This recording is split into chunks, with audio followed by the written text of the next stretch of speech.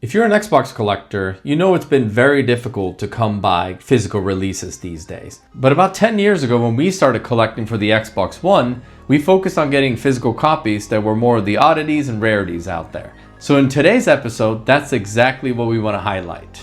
And here are some games that we picked up along the way that we think you should consider adding to your collection too.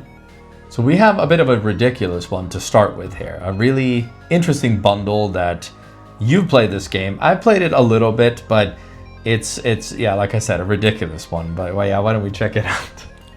Okay, we've got Goat Simulator, the bundle.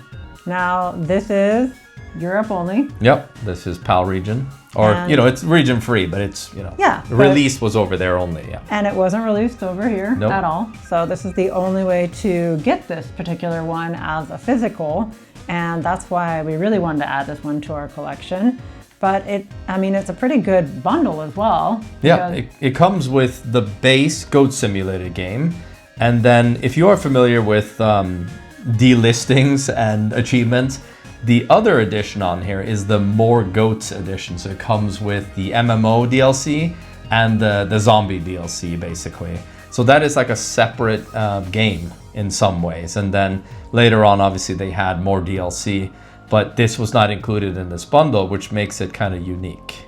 So due to this particular edition being delisted, which Goat Simulator or this publisher did a lot of that back in the day, where if you remember playing it on the Xbox 360 and even on Xbox One, they had a couple of editions there that they actually had separate releases for, but they delisted them in favor of a newer one, and they had the remaster, of course, recently. But the reason we wanted to pick this one up was because this is the only way you can get it physically, both on Xbox One and on PS4 as well. But if you are into the physical game collecting, of course, and especially if you want that More Goats edition, this is the edition to pick up for sure, because you can't buy it digitally anymore.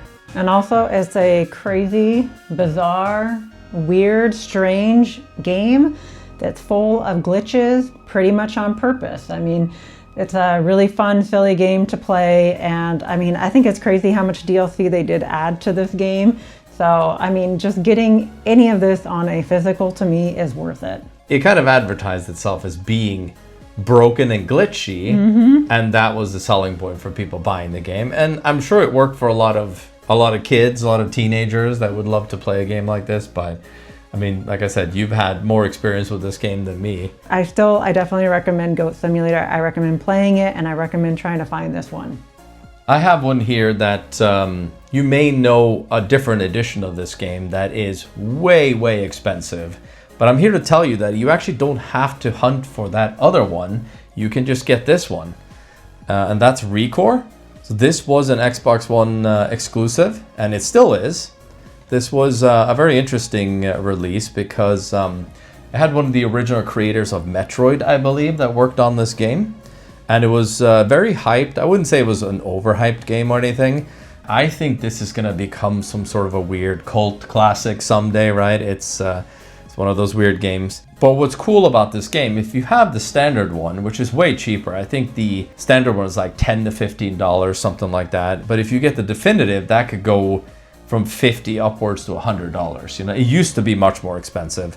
But if you pop this in and you actually install the game, it automatically updates you, upgrades you to the definitive edition. So absolutely recommended that you just get the standard one because it's much cheaper, and then just have it installed on your hard drive. Like, there's nothing wrong with it. Of course, if you are a purist that need to have everything on disc, you are probably better off getting the definitive edition. And like I said, this got mixed reviews, but it was still an interesting game because it had the third-person platforming puzzle, but it was that Metroidvania style in a sense. And you had this cool little robot dog that was your companion as well, that you brought with you. And it's kind of like a post-apocalyptic game in a sense where you are the last human on Earth, which is kind of funny because I recently played Stray, where you, I think, are the last cat and then everyone else is a robot. So, but yeah, this is highly recommended, and it's one of those kind of hidden exclusives that not a lot of people talk about, but definitely consider picking up this physical today. For my next one, it's a surprise that it even came to the Xbox, and let alone it actually got a physical as well. And that is Undertale. Undertale is obviously a pretty well-known game by this point, but finding a physical for this can be pretty difficult. Now, Fangamer did publish this game. They have the standard version. This is the standard version. However, recently found out that the standard version for the Xbox One is now sold out. And I don't think they're going to be restocking this because I've noticed that the other previous games that they've also published for the Xbox console have not restocked. They seem to now only be doing Switch physicals for most of the other games. So you can still get this game, but as the collector's edition. The collector's edition is great, like it's an awesome collector's edition to have. However, it is $74.99 and it is currently the only way that you can get Undertale physically for the Xbox One. If you don't know about Undertale yet, it's a RPG, but it's like an RPG light. It's an RPG that almost anyone can enjoy. It has, great gameplay. It has kind of simplistic battles that almost anyone can understand. It's not going to require a ton of strategy, but you're going to get a lot of gratification out of beating the bosses that are in this game. But also there's like multiple ways to play this game, and that's why it's so famous. You can go the pacifist route. You can literally kill no one, or you can kill everyone and see how that goes for you. Like there's different routes, there's different music that you get depending on how you're playing it. Some people get really, really into this game because there's all sorts of different little like lore and secrets that can be found in this game, but you don't even have to dive that deep to enjoy this game to its fullest, honestly. Also, there was achievements added to the Xbox One version, which are just silly and fun. It has to do with the casino. The casino was added purely for the Xbox One version, and that's what a lot of the achievements are around.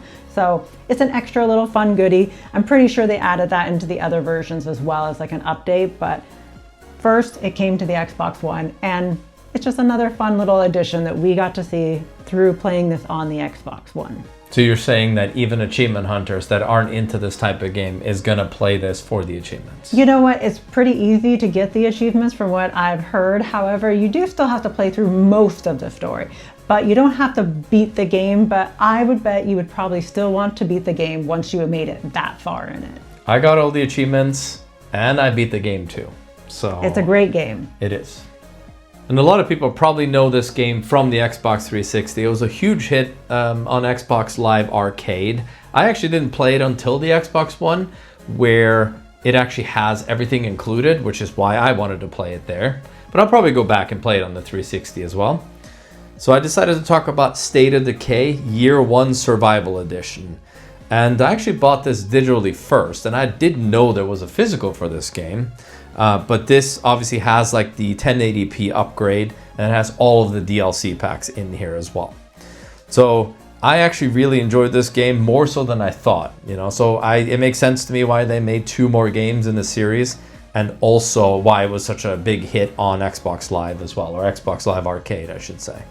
So this is the physical for State of Decay, and because obviously a 360 didn't get a physical for this. And I recommend picking this one up, not just because it's a good game, but also because it has everything included. So it plays similar to, I'm a big fan of Walking Dead, so naturally I would like a game like this where you set up base camps and you go look for resources.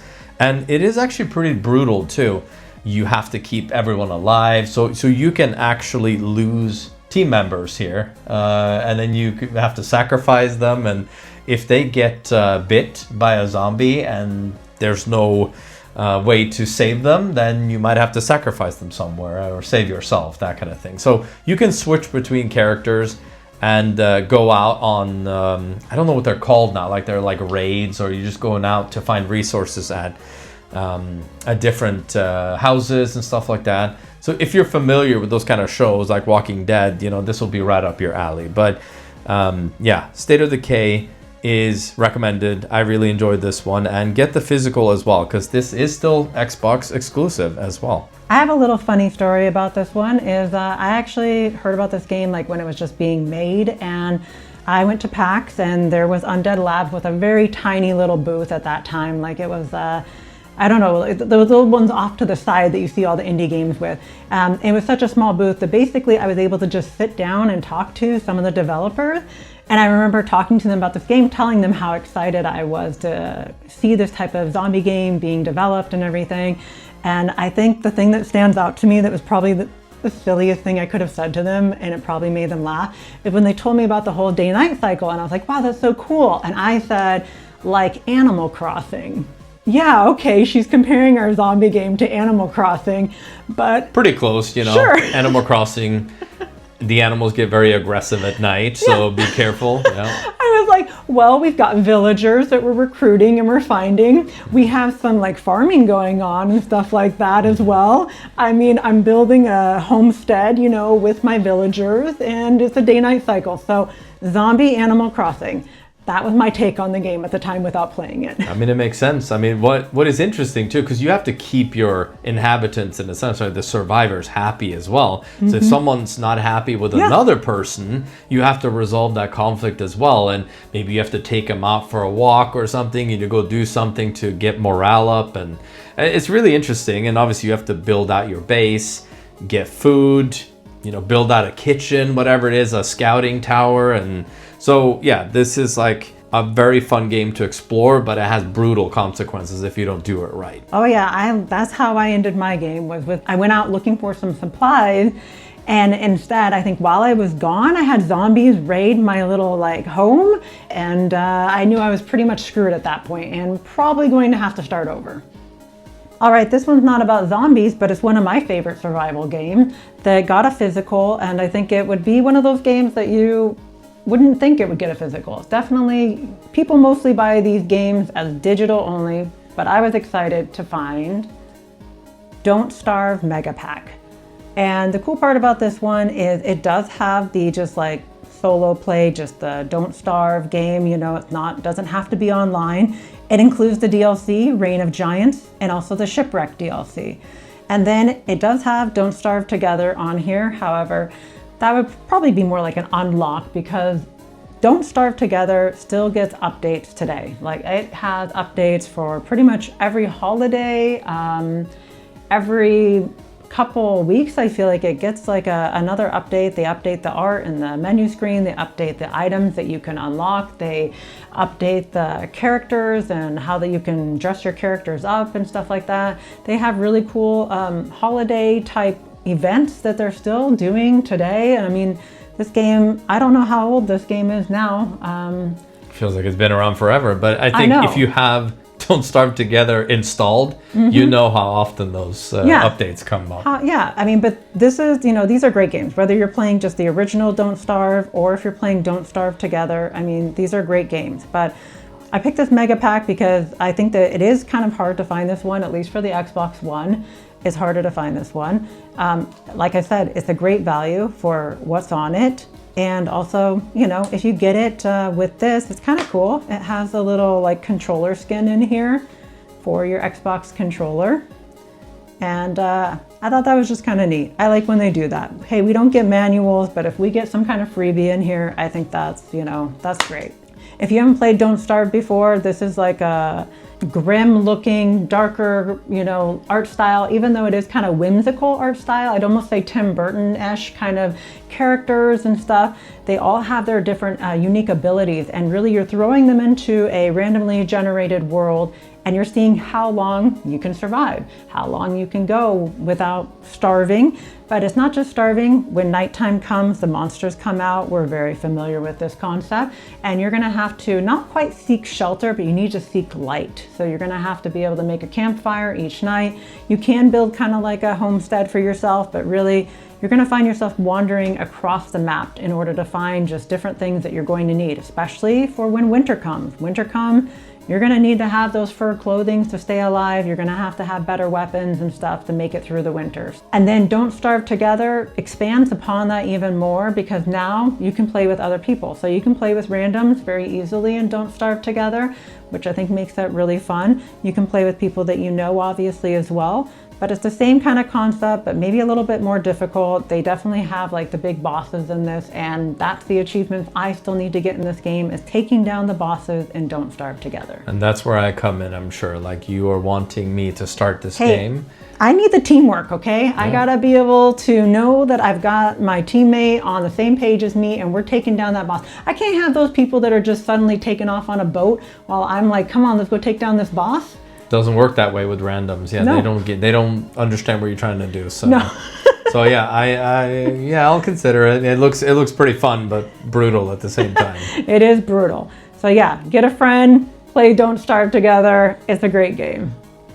Now hear me out on this next one. I know it's not going to be a hidden gem, and everyone knows this series, but I still think this is a unique physical release because I, for one, didn't know at the time that they had a physical release because they sort of released this episodic and it sounds like smaller games over time with like maybe 3 to 6 months in between the games. And that's how I played it. So later on I discovered there was a physical for this, and that was Assassin's Creed Chronicles. And I know obviously one of the most famous series of all time. But what I liked about this series is it was during a very heavy Assassin's Creed fatigue by most people, where they had just released Unity, and I believe Syndicate was probably out at the time too. And people were just like, I've had enough of Assassin's Creed. I can't play another one. They're all the same. And that's when this little trilogy came in with Assassin's Creed Chronicles China, India, and Russia. So like I said, they came out sort of, I wouldn't say episodic, but it was kind of released as standalone games, of course. And they are standalone games. But what I liked about this is, if you remember a game called Mark of the Ninja, this was kind of what the gameplay was like for this. And I really like Mark of the Ninja. I think it's one of the best Xbox Live Arcade games back in the day. If you are a fan of that kind of game, you should definitely give this a try. So I really liked Assassin's Creed Chronicles China. It's probably the best one of the bunch. And then I would rank India as second, and Russia was probably my least favorite. It was still good, but the gameplay in that one is very different. It's more sniper activity in a sense, which is a little bit weird in the Assassin's Creed game, but I understand why they went in that direction. But I still appreciate all three games equally because they tried something different. They try to kind of break up that monotonous formula in a sense for Assassin's Creed at the time. So that's why I liked it. I played it right when it came out, and I was surprised that I liked it as much because it's a good blend of obviously that stealth mechanic that you know so well from Assassin's Creed, but it's 2.5D, and I'm a big fan of actually 2.5D platformers. And there's obviously some chase sequences, there's some running and platforming, and yeah, I think the gameplay in this one is really good, and I think you should give it a try and get the physical too, because you never know, this might be one of those weird ones that are going to be a little bit unique sometime in the future. Okay, now this one just caught my eye in a game store one time. I mean, it's like one of those games that I don't think I've seen it very often. Doesn't exactly look like an Xbox One game, but it is Arslan, the Warriors of Legend. Now this is based off of an anime. It's the same creator that worked on Full Metal Alchemist, and this is like their newer anime that they did. And so this is like a Dynasty Warriors style, you know, anime game, those types of Koei Tecmo games that they are animes that they get the license rights to, and then they make these Dynasty Warriors style games. However, I don't know how many copies of this one was produced because it's just not one that I see very often. We haven't seen it in game stores very often. However, it stays pretty cheap. I mean, this is generally under $20. So I think that that's one reason to keep an eye out for this game, but also it does have all the original voice actors from the anime. They worked on this game as well, so I thought that's kind of a cool fact because a lot of times with the anime games they often get different voice actors, you know, to work on the video game portion of it. So I thought that was a neat one. Also, I do like Dynasty Warrior games. I like the Hyrule Warrior games, you know. So I think this one's definitely a cool one. It's a neat one to have for physical for your Xbox. And then a little tiny little tidbit bonus thing in this one is, I'm not going to flip it over because it has my code, but you do get like a little bonus DLC episode from Funimation with your game.